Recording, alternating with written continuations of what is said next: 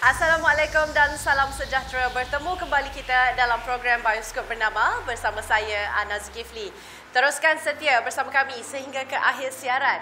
Dan sekiranya anda punya sebarang cadangan, respons atau luahan, anda boleh terus sahaja email kepada kami di bioskopbernama@gmail.com.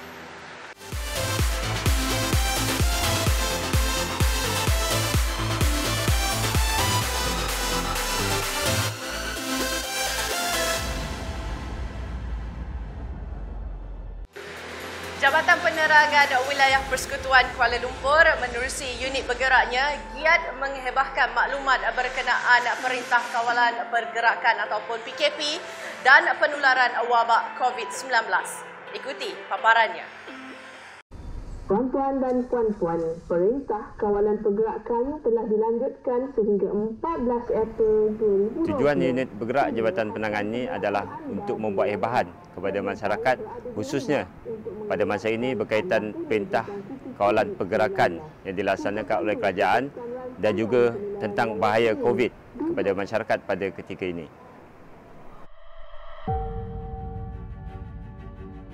Minta kerjasama untuk semua balik ke rumah sekarang.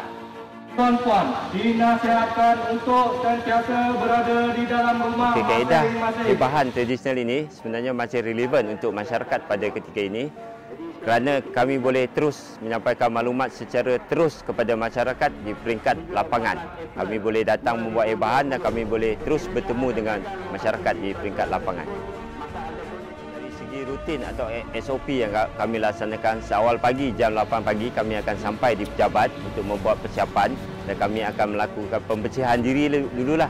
Contohnya membersihkan tangan dengan hand sanitizer dan juga kami akan menggunakan mask dan selepas itu kami akan membuat persiapan untuk unit bergerak tersebut dengan memasang corong di atas kenderaan dan juga memastikan video audio kami berbunyi dengan baik dan selepas itu kami akan membuat percubaan sebelum kami bergerak ke kawasan untuk membuat hebahan. Terima kasih hebahan pada hari ini kami bermula di sekitar kawasan Pasar Borong Kuala Lumpur dan selepas itu kami bergerak ke kawasan PPR dan juga perumahan awam serta di kawasan taman-taman perubahan dan juga di rumah-rumah kedai di sekitar kawasan Parlimen Batu. Untuk kekuatan pada hari ini, saya ada bersama dengan seorang juru audiovisual ataupun pemandu dan seorang pembantu penerangan. Dan pada hari ini kami dibantu oleh anggota Polis Diraja Malaysia daripada IPD Sentul. Lebih kurang ada 2 MPV dan juga ada 4 kenderaan motosikal bersama-sama dengan hebahan unit pada hari ini. Antara cabaran utama suatu hebahan ini adalah dari segi pemahaman, iaitu dari segi bahasa penyampaian hebahan kami, di mana pada awalnya kami menggunakan bahasa Melayu, bahasa Inggeris, bahasa India dan juga bahasa Cina. Namun terdapat juga segelintir masyarakat yang kurang faham, khususnya warga asing. Namun kami mengambil inisiatif, kami mencari kepelbagaian bahasa ini, contohnya kami menggunakan bahasa Myanmar atau Burma dan juga bahasa Rohingya untuk memahami masyarakat warga asing yang berada di kawasan.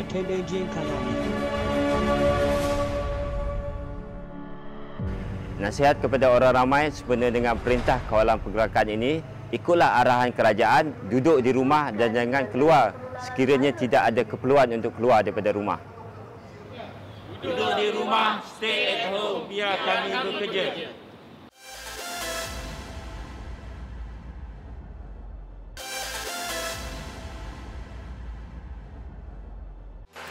Pihak berkuasa tempatan ataupun PBT dicadangkan untuk menggunakan drone dalam operasi disinfeksi COVID-19-nya, khususnya di kawasan-kawasan yang sukar dimasuki oleh petugas-petugas dan jentera pembersihan.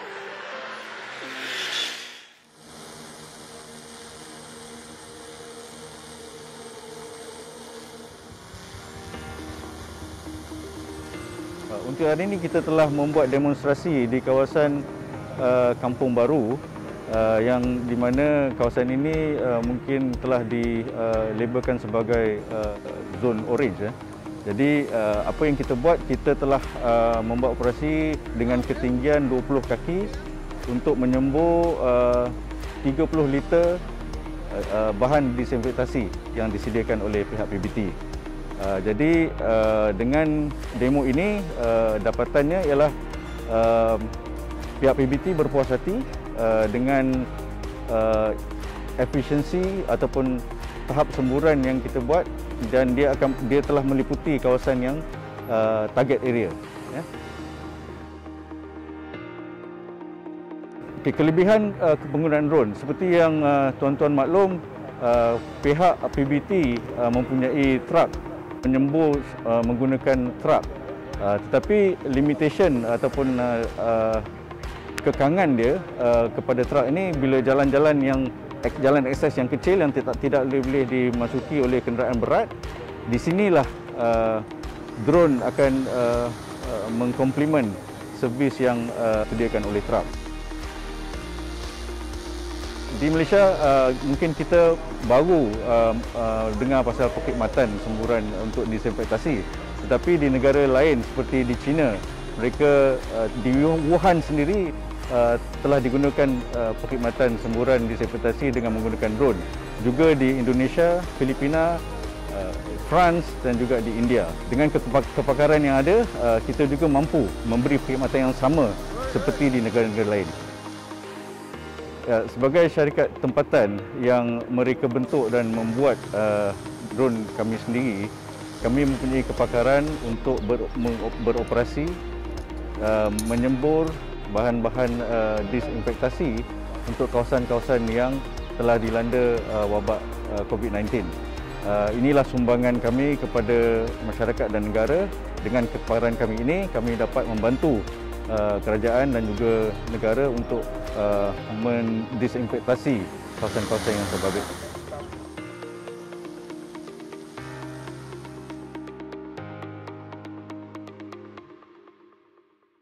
Diharapkan anda semua terhibur dengan perkongsian maklumat yang kami itu tadi. Bioskop Bernama telah sampai ke penghujung rancangan. Sekiranya anda mempunyai sebarang cadangan, luahan ataupun respons, seperti biasa anda boleh emailkan kepada kami di bioskopbernama@gmail.com. Semoga paparan yang kami sediakan untuk anda pada episod kali ini dapat memberi idea, inspirasi dan juga rujukan buat anda. Saya Anas Kifli, signing out.